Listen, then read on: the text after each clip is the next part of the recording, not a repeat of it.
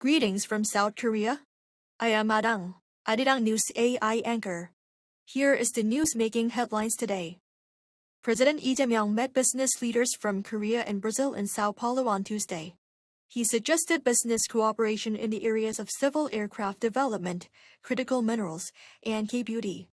Joining the meeting were dozens of business leaders, including the chairman of the Federation of Korean Industries, Ryu Jin, Hyundai Motor Group chairman Chung Hee-sun, and the head of Apex Brazil, Ludemir Müller, who is in charge of promoting trade and investment.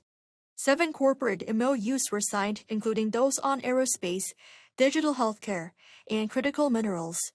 After wrapping up his state visit to Brazil, President Lee will head to Chile for a 2-day official visit to meet his Chilean counterpart Jose Antonio Cast.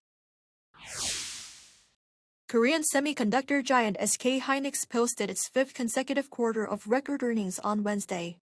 The company's revenue reached around 79.3 trillion won, pushing the company's operating margin to a historic 76%. Operating profit was 60.54 trillion won.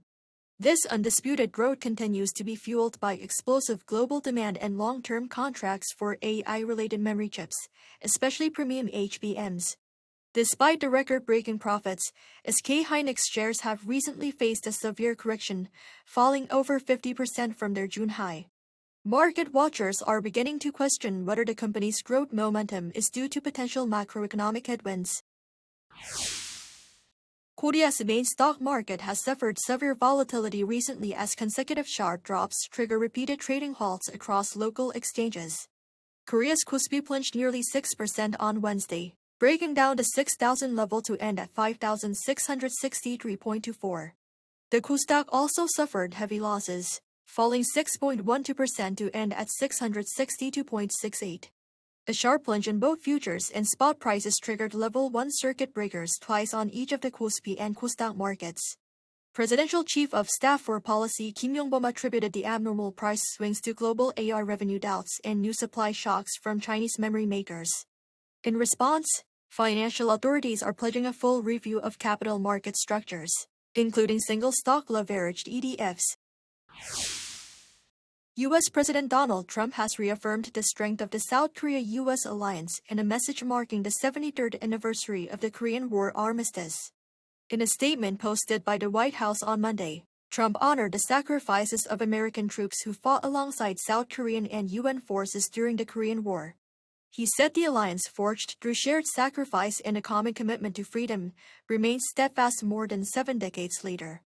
Trump described the partnership as a pillar of peace and stability across the Indo-Pacific, adding that it reflects America's enduring commitment to stand with its allies in Asia against threats to regional and global security. At least 13 people have been confirmed dead after a powerful earthquake struck Japan's southern Kumamoto prefecture on Tuesday.